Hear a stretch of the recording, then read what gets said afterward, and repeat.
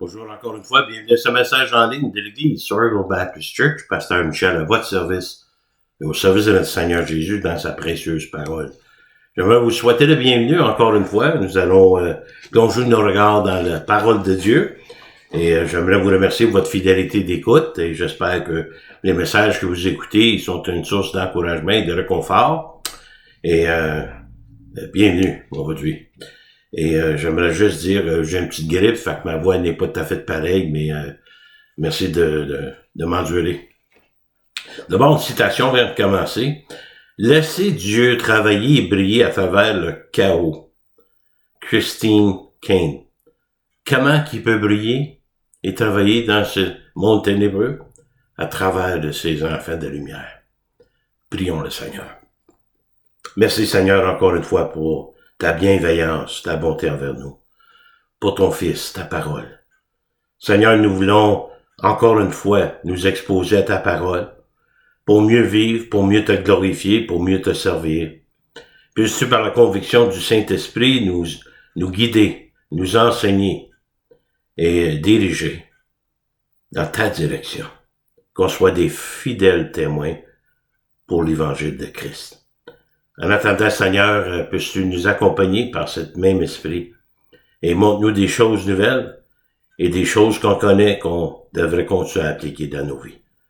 Nous te remercions pour toutes ces choses au nom précieux de Jésus. Amen. Nous allons finir le livre de 1 Thessaloniciens au chapitre 5, versets 12 à 18. Le titre du message, « Vive la vie de foi en Christ ». Alors que nous approchons la fin de ce livre, cette première épître aux Thessaloniciens, nous avons découvert comment que Paul considérait et félicitait les Thessaloniciens et les voyait comme des croyants modèles. Par leur compréhension de leur application pratique de l'Évangile, malgré les persécutions et les souffrances auxquelles ils faisaient face, il avait produit des fruits au niveau spirituel, était ferme dans leur croyance, et en grandissant dans l'amour mutuel. Le témoignage s'était répandu et était connu dans toute la Macédoine.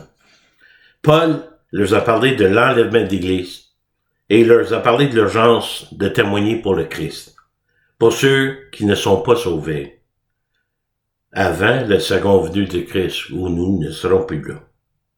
Apportant le jugement pour ceux qui sont sans Christ, Dieu va venir sur cette terre pour une deuxième fois. Il y a 2 semaines, nous avons vu 1 Thessaloniciens 5, 4 à 11, ayant connaissance du jour du Seigneur. Pour ceux qui sont en Christ, pour nous, c'est notre sécurité en Christ, parce que nous sommes délivrés de la colère de Dieu. Mais aussi, c'est un indice de prêcher Christ, de témoigner Christ. C'est urgent avant que nous partions. D'abord, au verset 9. Car Dieu ne nous a pas destinés à la colère, exemple, le temps de tribulation, mais à l'acquisition du salut par notre Seigneur Jésus-Christ. Nous n'avons pas à affronter la colère du jugement de Dieu, mais de recevoir notre salut certain, parce que nous sommes justifiés en Christ par la grâce. Lui qui est digne de recevoir notre vie et notre engagement pour lui, qui est mort pour nous, afin que nous, soit que nous dormions, nous vivions, nous veillons, que soit nous dormions, nous vivions avec lui. Nous ne devons pas dormir, on a vu ça il y a 2 semaines, d'être endormi spirituellement, c'est de ne pas être alerte, ne pas être à l'œuvre pour Christ, c'est ne pas témoigner, et ainsi de suite. Nous ne devons pas dormir, nous devons être vigilants et sobres. Nous devons être actifs dans notre foi. Et notre engagement est le fruit de notre gratitude. Mais même si nous dormons, nous serons avec le Seigneur. Mais qui voudrait dormir dans une période aussi passionnante? Difficile, mais passionnante. Qui, en tant que croyant, voudrait rester inactif pour le Seigneur au moment où ça compte le plus? À un moment où il est crucial de témoigner Christ aux autres. Dormir, spirituellement, n'est pas sans conséquence. Rappelez-vous, toute obéissance partielle est une désobéissance. Engageons-nous de tout notre cœur envers le Seigneur, en trouvant notre plein potentiel en lui. Une source illimitée de bénédiction que nous avons en Christ. C'est pourquoi Paul encourageait tous les croyants à progresser dans la sanctification, à être spirituellement éveillés et sobres, en se soumettant volontairement à la parole de Dieu et à son plan pour leur vie, confirmant ainsi leur véritable identité en Christ, l'identité Fils de la lumière. Paul a mentionné ces mêmes choses avec l'Église d'Éphèse, un appel à la sainteté. Regardez en Éphésiens 5, 8, 9, 10 et 11. Autrefois, vous étiez ténèbres, et maintenant vous êtes lumière dans le Seigneur. Marchez comme des enfants de lumière. C'est ça, vivre notre foi en Christ. Car le fruit de la lumière consiste en toutes sortes de bonté, de justice et de vérité. Remarquez bien, il dit, autrefois vous étiez ténèbres. Pas seulement dans les ténèbres, mais vous faisiez partie des ténèbres.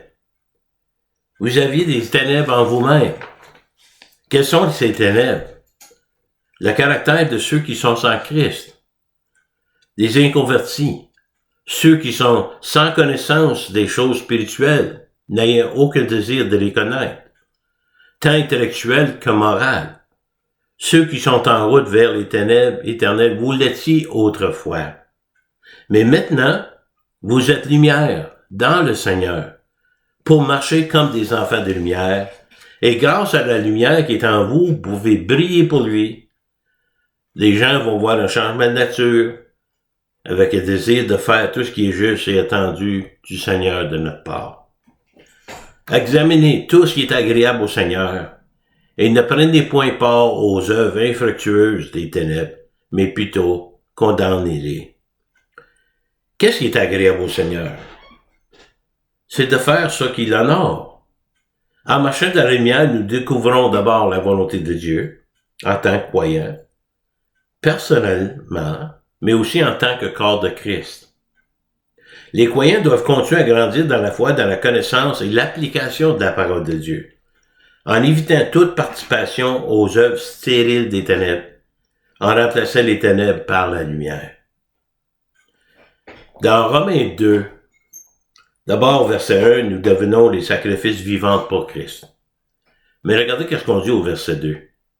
Ne vous conformez pas au siècle présent, mais soyez transformés par le renouvellement de l'intelligence, afin que vous discerniez quelle est la volonté de Dieu, ce qui est bon, agréable et parfait. Ne pas se conformer au monde des ténèbres et à ses œuvres, comme autrefois, au système de valeurs du monde, aux croyances du monde, qui sont sous l'influence de Satan, le prince de ce monde. Vous savez, le cible de Satan, c'est nos pensées, nos actions, notre attitude. S'il peut nous attaquer dans ces trois domaines-là, parce que son outil principal de Satan, le mensonge, est tout ce qui est contraire à la vérité divine. Être transformé, c'est la métamorphose. Ce mot évoque la transformation d'une chenille en papillon. D'abord, juste pour vous dire, en 89, quand je suis venu au Seigneur Jésus, Charles Stanley prêchait ce message. De vouloir devenir un papillon, tu ne peux pas retourner en arrière. Et tu ne veux pas. Comme une chenille avec ses limitations physiques, de par sa nature, est très limitée dans ses actions et ses déplacements. Mais devenu un papillon, c'est de trouver une nouvelle liberté, de pouvoir se déplacer sans limitation physique. Le parallèle pour nous, côté spirituel, c'est d'être sans limite spirituelle et de se retrouver dans la volonté de Dieu. C'est le renouvellement de notre intelligence, une métamorphose spirituelle, si vous voulez. Un réveil spirituel où on s'expose maintenant à la vérité de la parole de Dieu. Il y a un changement de notre façon de penser, un changement de notre comportement et même dans notre attitude. Le résultat, c'est de comprendre et de désirer la volonté de Dieu pour notre vie. Et quelle est la volonté de Dieu? Ce qui est bon, agréable et parfait. Gardez la bonne perspective en tout temps. Appréciez ce que Christ a prévu pour notre croissance et notre progrès spirituel. C'est la raison principale pour laquelle nous avons l'Église locale. Pour l'enseignement pratique et l'application des vérités de la parole de Dieu. c'est d'être enseigné et encadré par les dirigeants spirituels mis en place par Dieu. Donc, Paul va parler de l'Église de Christ, que nous ayons un respect pour les dirigeants et la paix entre nous ou entre eux. D'abord, les croyants doivent être de reconnaître leurs dirigeants s'ils sont vraiment envoyés de Dieu, les apprécier, les respecter, ceux qui se sont révélés être des véritables serviteurs de Dieu. D'abord, on commence avec le verset 12. Nous vous prions, frères, d'avoir de la considération pour ceux qui travaillent parmi vous et qui vous dirigent dans le Seigneur et qui vous exhortent. De reconnaître ceux qui ont été choisis de Dieu, mis en place par Dieu, qui vont promouvoir la vérité de la parole de Dieu, ceux qui s'efforcent d'enseigner la vérité de la parole, et qui sont même un exemple pour le troupeau et pour les autres. Il y a un triple ministère de ceux qui ont été choisis pour conduire le peuple de Dieu dans la vérité. D'abord, ceux qui travaillent parmi vous, ceux qui se consacrent à la cause. Les dirigeants sont reconnus non par leur titre, mais par leur service, par leur dévouement personnel au service de Dieu. Et ça se voit. Vous pouvez le reconnaître, celui qui est vraiment là pour servir Dieu et celui qui n'est pas là pour Dieu. Vous savez l'exemple d'être appelé pasteur. Le titre ou le nom ne vaut rien si le pasteur n'a pas un cœur de berger. Sincèrement concerné et préoccupé pour le bien-être du peuple de Dieu, le troupeau de Dieu.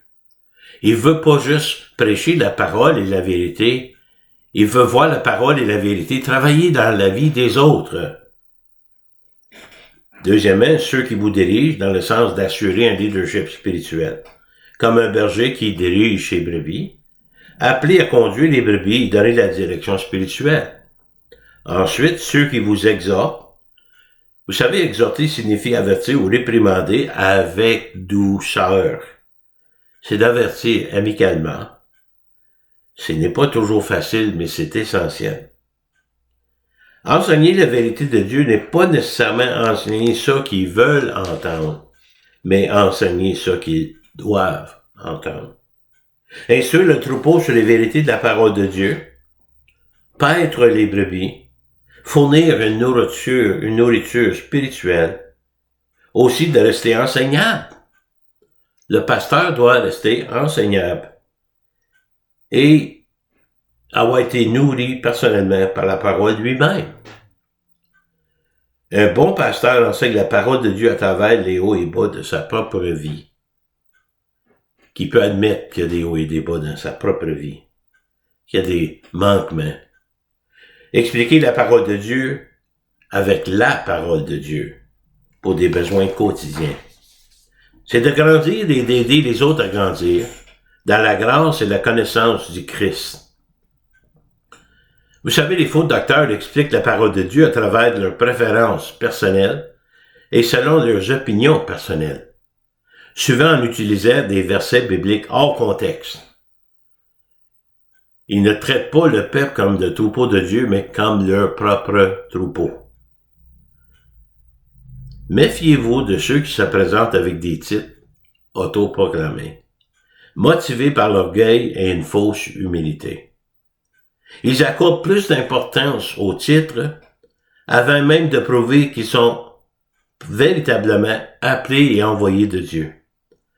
Lorsqu'ils insistent sur leur statut particulier, comme pasteur, insistant de la soumission du peuple sans remettre en question son autorité, ni ses motivations. Comme prophète, insistant sur le fait qu'il a reçu une nouvelle révélation de Dieu en raison de son statut supérieur devant Dieu. N'oubliez pas, on a la pleine révélation de Dieu maintenant. Un apôtre se considérant comme le bras droit de Dieu, capable d'accomplir des miracles à tout coup, et prétendait même posséder des dons apostoliques. Il n'y en a plus d'apôtres sur cette terre. Un des critères pour être apôtre de Christ, c'est d'avoir vu Christ ressuscité de ses propres yeux. Il n'y a pas personne qui a vu Christ ressuscité dernièrement de ses propres yeux pour s'appeler apôtre. Donc les gens se donnent un titre mais c'est pas ça qu'ils sont. D'abord, les apôtres Jean nous donnent des conseils dans 1 Jean 4.1. Bien-aimés, n'ajoutez pas foi à tout esprit, mais éprouvez les esprits pour savoir s'ils sont de Dieu, car plusieurs faux prophètes sont venus dans le monde. C'est pas surprenant. Satan lui-même est déguisé en ange de lumière. Il essaie constamment de tromper le peuple de Dieu ou de garder le peuple de Dieu dans l'erreur. Donc, les croyants doivent prier pour le discernement spirituel. Juste pour illustrer ce point, lorsque Paul et Silas furent renvoyés de Thessalonique, ils se rendirent à Bérie pour prêcher l'Évangile. Même si leur vie est en danger, les frères ont décidé on va t'envoyer ailleurs parce que c'est dangereux pour toi. Tournons maintenant dans Actes 17, 10, 11 et 13. Regardez ici. Aussitôt que les frères firent partir de nuit Paul et Silas pour Bérie, lorsqu'ils furent arrivés, ils entrèrent dans la synagogue des Juifs. Ça, c'était la stratégie de Paul où s'il y avait des synagogues dans les villes des Juifs. À cause du danger des menaces, on les a envoyés là. Mais il aurait pu s'abstenir de prêcher l'Évangile. Écoute, on prêche un peu l'Évangile pour un bout, notre vie est en danger, mais pourquoi qu'ils ont continué? La prédication de l'Évangile était leur principale préoccupation, non leur propre vie. Les Juifs, à Bérie, avaient des sentiments plus nobles de ceux de Thessalonique. Ils reçurent la parole avec beaucoup d'empressement et ils examinèrent chaque jour les Écritures pour voir si ce que l'on disait était exact. Les Bériens étaient plus nobles. Comment et pourquoi? Parce qu'ils ont accueilli la parole avec joie, comme les Thessaloniciens, mais ensuite ils ont sondé les Écritures. Quotidiennement, ils s'exposaient aux Écritures pour voir que ce qui avait été prêché était la vérité de Dieu ou non. C'est pour ça, éprouver les esprits, et encore là, beaucoup ont cru entre eux à Bérie. Mais regardez la suite au verset 13. Mais quand les Juifs de Thessalonique, ceux qui étaient contre Paul, sûrs que Paul annonçait aussi à Bérie la parole de Dieu, et venir y agiter la foule. Des hommes envoyés pour perturber la prédication de Paul, poussés par la jalousie et la colère des chefs juifs. En réalité, des chefs religieux des Juifs autoproclamés, n'ayant à cœur que leurs propres intérêts. Venus pour soulever les foules en opposition à la parole de Dieu, c'était la 5e ville où Paul fut chassé par une foule en colère, soulevé par des chefs juifs envieux, et on voit bien ici la ténacité de Satan. Si vous vous souvenez bien, Paul a été lapidé même une fois, puis il voulait retourner dans la ville. Paul, le principal, priorité, prêcher l'Évangile. Comment doivent être traités d'abord ceux qui ont été véritablement appelés par Dieu, qu'on a décerné prêchent la vérité, et ont un bon cœur? Pas seulement un bon cœur, mais ils ont la priorité de la parole de Dieu de servir le Christ. Verset 13. Ayez pour eux beaucoup d'affection, à cause de leur œuvre, soyez en paix entre vous. Pour les ouvriers, trouvez fidèles à la parole de Dieu et à l'œuvre de Dieu. Ayez une haute estime d'eux sans les mettre sur un pédestal. Traitez-les avec honneur et respect lorsque nous découvrons et commençons à comprendre le travail accompli par les dirigeants de l'Église. Beaucoup que ça fait dans l'ombre, nous devrions les apprécier et les respecter davantage. Moi, personnellement, en tant que pasteur ici à Sawyerville, je remercie sincèrement Dieu pour ceux qui ont été appelés à faire partie de cette Église locale au fil des années. Une Église, c'est pas juste le pasteur. Une Église, c'est chaque croyant. Soyez en paix entre vous. Avec ce simple commandement de Paul, les chrétiens devaient simplement mettre de côté toutes leurs querelles et leurs disputes. C'est une excellente façon d'estimer et d'aimer les dirigeants de votre Église et de les encourager dans leur travail pour le Seigneur. C'est de faire la paix avec tout le monde. N'oubliez jamais, ceux qui s'occupent d'un poste de direction sont souvent d'abord responsables de leur travail devant Dieu. Ne soyez pas trop durs sur eux. Chaque croyant dans l'Église doit viser et espérer de vivre en harmonie avec Dieu et ses frères et sœurs mutuels. Paul a parlé de l'Église, respect pour les dirigeants, paix entre eux. Paul travaillait avec des gens difficiles, désirer le meilleur pour tous. Mais si vous pensez à quelqu'un, quand on dit les gens difficiles, peut-être que vous pensez à vous-même, parce qu'on est des gens difficiles parfois, hein? Mais peut-être que vous avez des noms ou des personnes à qui vous pensez, arrêtez ça là. Nous vous prions aussi, frères, avertissez ceux qui vivent dans le désordre, consolez ceux qui sont abattus, supportez les faibles, usez de la patience envers tous. D'abord, exhorter, c'est-à-dire à quelqu'un ce qu'il doit faire, sans agressivité ni esprit de critique. La critique n'amène à nulle part. C'est ni une réprimande ou une condamnation, ni une simple suggestion, conseil, même dans les cas les plus difficiles. C'est quelque chose qu'ils ont besoin de faire, dans le but de protéger le troupeau, mais dans le but de protéger la personne aussi. Avertir les indisciplinés. C'est dur ceux qui sont dans le désordre, en utilisant un terme militaire ici, qui décrit le soldat qui rompt les rangs ou marche à contre-pied. C'est l'individu obstiné qui exige simplement de défendre sa propre opinion et ses préférences, qui insiste que toutes les choses se fassent de sa façon. Ceux-ci doivent être avertis. De les avertir, corriger est urgent et sérieux. Pour protéger le corps de Christ, ce n'est pas une tâche facile. Cela demande du courage. Et parfois, cela se transforme en une lutte de caractère. C'est de consoler les abattus par nature et par expérience. Ces personnes ont tendance à être timides et à manquer de courage. Elles ont besoin de réconfort, de force et d'encouragement de notre part. Supporter les faibles et doivent être encouragés à développer leur propre force, au lieu de constamment affermir leur faiblesse. User de patience envers tous. La patience est une vertu.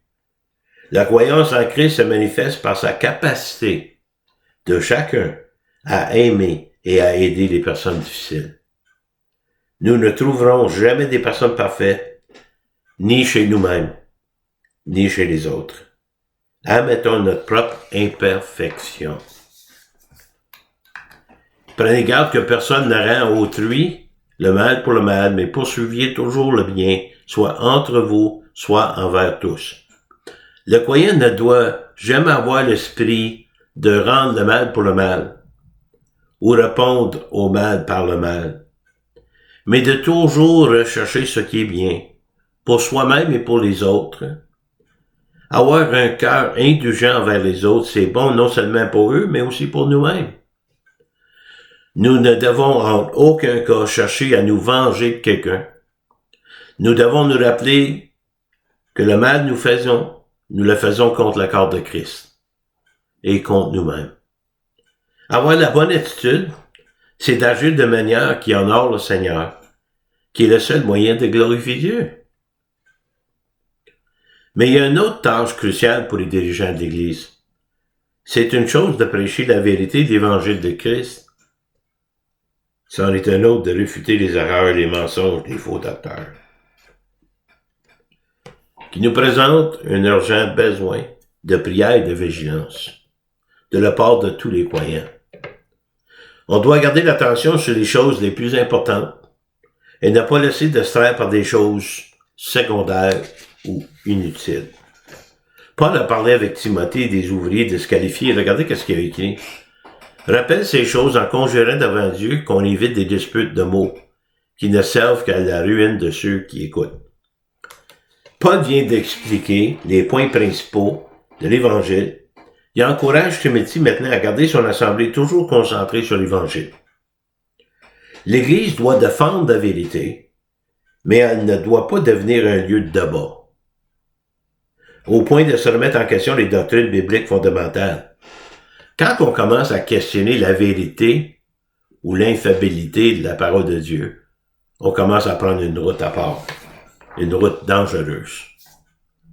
Se détourner du message de l'Évangile Dans Romains 10, 17, pourtant, la Bible dit que la foi vient de ce qu'on entend, et ce qu'on entend vient de la parole de Dieu.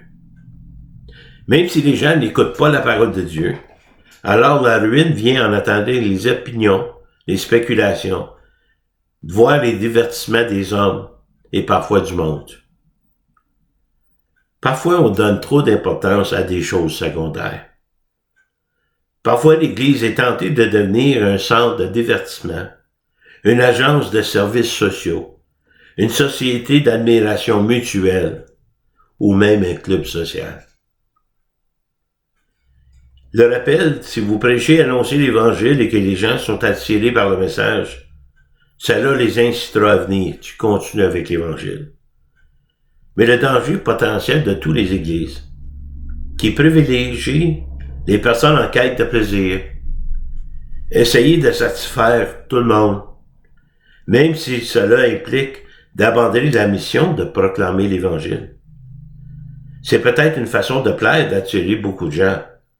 En partant de ces choses, on veut pas offenser les pécheurs, fait qu'on parlera plus de péché, on parlera pas de l'enfer surtout. Parce qu'on va avoir du monde. Moi, j'aime mieux avoir une petite église avec du monde fidèle à la parole de Dieu qu'une grosse église que tout y va. Mais Timothée, il faudrait qu'il fasse attention aux faux docteurs, mais il devait prêter attention à sa propre vie et son ministère. Efforce-toi de te présenter devant Dieu comme un homme éprouvé, un ouvrier qui n'a point à rougir, qui dépense droitement la parole de la vérité. Être responsable devant Dieu en tout temps et vouloir être approuvé de Dieu. Il y a toujours le facteur orgueil. Le métier du pasteur ne doit pas être un concours de popularité, mais un appel à être fidèle à Dieu et sa parole. La motivation à œuvrer avec zèle pour le Seigneur, afin d'éviter la honte et l'embarras devant le Seigneur. Il existe une bonne et une mauvaise façon de comprendre la Bible, et un pasteur en particulier doit s'efforcer d'en maîtriser la bonne interprétation. Parfois, on peut faire des erreurs. Vous connaissez, moi, j'ai déjà dit, si je prêche quelque chose en avant, qui n'est pas biblique, votre devoir, c'est de me reprendre publiquement, si vous êtes sûr de votre affaire. Si vous n'êtes pas sûr, rencontrez-moi, puis si vous aviez raison, si j'ai induit les gens en erreur, je vais me rétracter et demander pardon. Nous devons comprendre que la vérité biblique n'est pas une question laissée à l'interprétation de chacun. Elle nécessite une étude de la parole de Dieu dans la prière.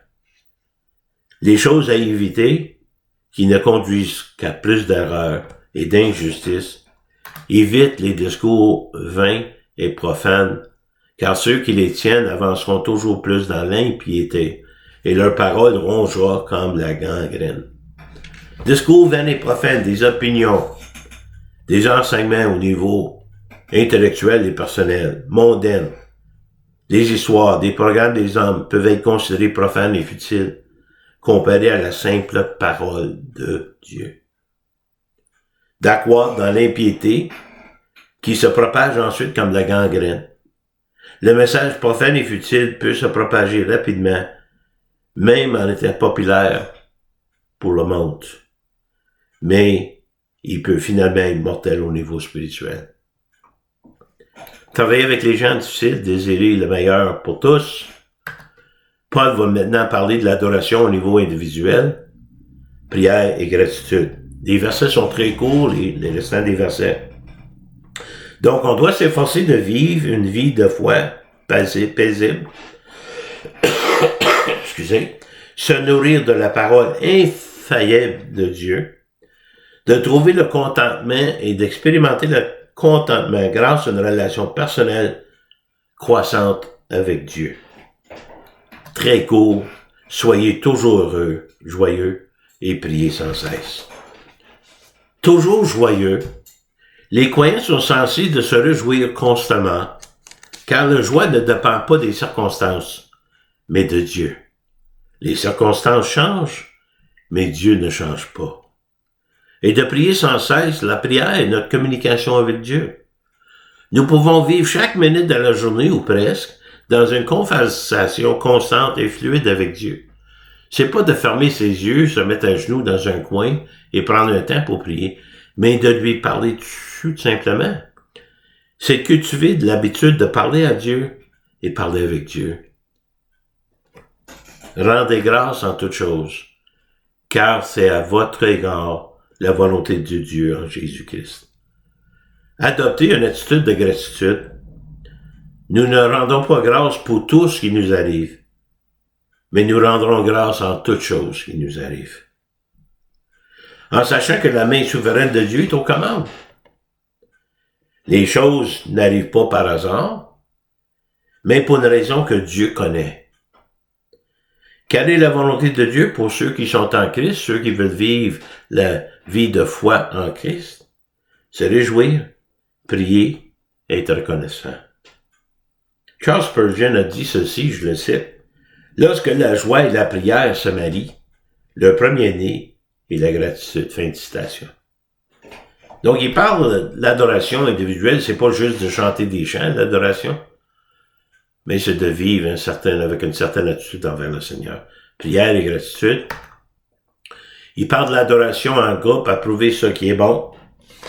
Toujours avoir dans l'idée que c'est pas juste pour moi les choses que je fais, c'est pour les autres, c'est pour l'ensemble des croyants.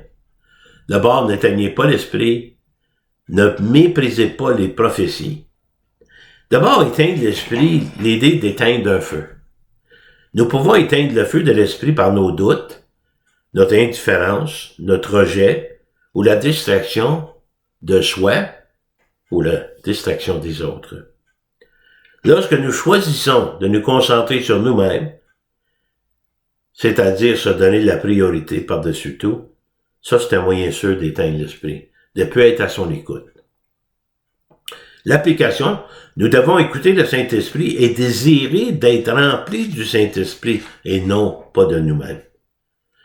Nous ne devons pas mépriser les prophéties qui ont été données et écrites.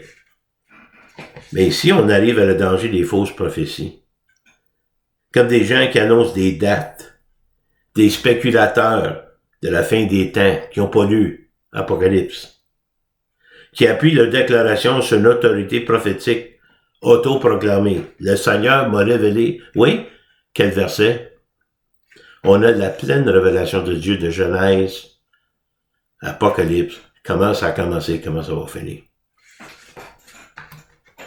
Verset 21-22, examinez toutes choses, retenez ce qui est bon, et abstenez-vous de toute espèce de mal.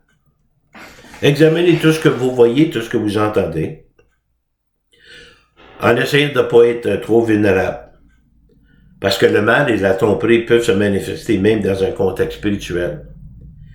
Il est donc important pour les chrétiens d'éprouver toutes choses, et de tenir fermement ce qui est bon, selon la parole de Dieu. On arrive vers la fin. Paul prie pour la sanctification, l'œuvre de Dieu dans chaque croyant. La prière de Paul pour tous les croyants, la sanctification complète comme l'œuvre de Dieu en nous.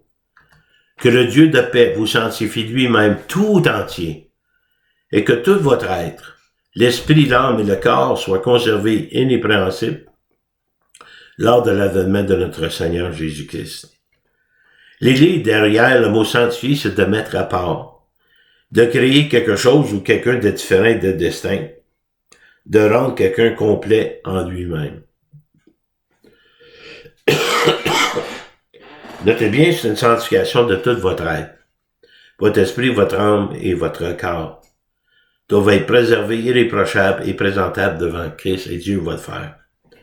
Comment je le sais? Celui qui vous a appelé est fidèle, et c'est lui qui le fera. Donc, Paul prie pour leur sanctification, l'œuvre de Dieu dans chaque croyant. Maintenant, une requête, les bénédictions de la part de Paul. Frères, priez pour nous. Saluez tous les frères par un saint baiser.